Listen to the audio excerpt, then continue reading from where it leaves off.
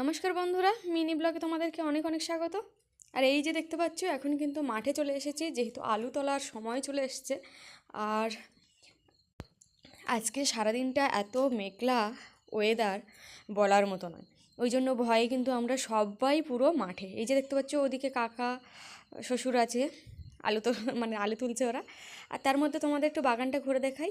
এই হচ্ছে আমাদের পেঁয়াজ বাগান, রসুন বাগান। আর তার মধ্যে খড় চাপা দিয়েছিলাম, ঘাস উঠেছে দেখো কত। এই শাকগুলো, এগুলো ঘাস নয়, এগুলো শাক।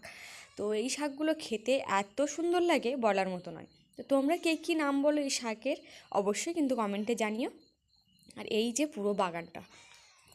আর এখানে এসছি কাকাদের, দেখো রসুন গাছ এত ঝাড়া হয়েছে, মানে বলার মতো নয়। তো এবার আমি চললাম আমাদের যে আলু তোলার কাজ আছে সেগুলো সম্পূর্ণ করতে।